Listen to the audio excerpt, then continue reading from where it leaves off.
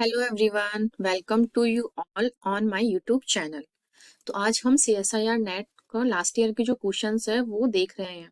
तो क्वेश्चन में दिया गया है, according to the ABC model which of the following arrangements of floral organs bracket में है from outermost to innermost whorl could be predicted for a null mutation in a B class gene। तो यहाँ क्या एक ABC model होता है।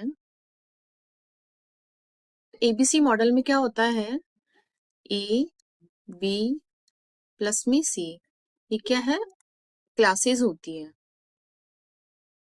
तो यहाँ क्या होता है, ए जो सिंगल ए क्या करता है, ये किसको कोड करता है, ये AP1 ऑब्लिक AP2 जीन को कोड करता है। जबकि जो बी होता है ये क्या करता है, बी में जो होता है AP2 plus AP3 plus pi gene जो होता है इसको पिस्टिलाटा बोलते हैं। जबकि जो सी क्लास होती है वो कौन कौन से जीन्स को कोड करती है, तो ये करती है गैमस को। ठीक है, इस तरह से ये प्रेजेंट होता है। अगर इसका हम मॉडल बनाए पूरा, तो यहाँ क्या होता है, इस तरह से ये तीनों जीन का जो अरेंजमेंट होता है वो इस तरह से होता है, इस तरह से प्रेजेंट होते हैं। यहाँ क्या है, ये क्लास ए है, यहाँ A प्लस बी है, एंड ये है B प्लस सी, एंड ये है D। तो इस तरह से ये क्या है, अकेला सिंगल इसको माने तो ये पूरा A है, A क्लास, ये है पूरा C क्लास, एंड ये है B क्लास। यहाँ क्या है, जो A और C होते हैं एक दूसरे को इनहिबिट करते हैं इस तरह से। तो यहाँ क्या है, इस तरह से इनका इनहिबिशन चलता है।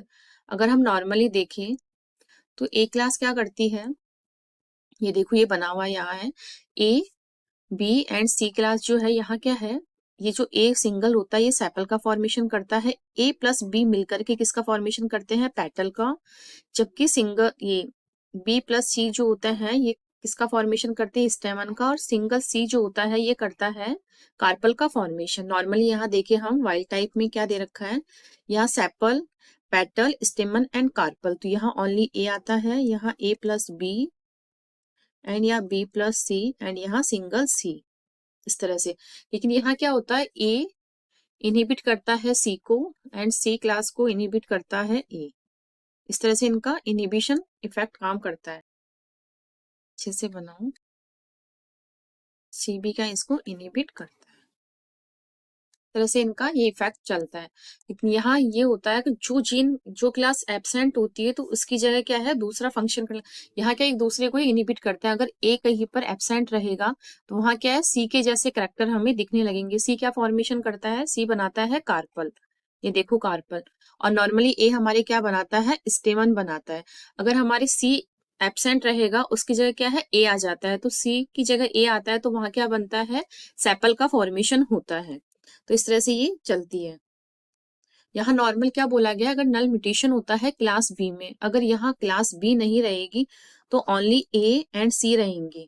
तो यहाँ अगर हम फोर ऑर्डर अगर हम बनाए तो यहाँ पर बनेगा सेपल,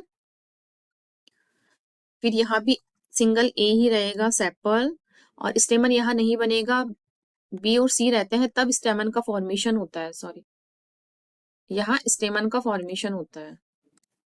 तो यहाँ बी तो रहेगा नहीं, तो केवल यहाँ सी रहेगा, तो क्या बनेगा यहाँ कार्पल। तो इस तरह से यहाँ कार्पल एंड नॉर्मली सी जो रहता है कार्पल, तो यहाँ हमारे ये वाला ऑर्डर का फॉर्मेशन होगा। तो इस तरह से हमारा आंसर इसका हो जाएगा करेक्ट बी। Thank you.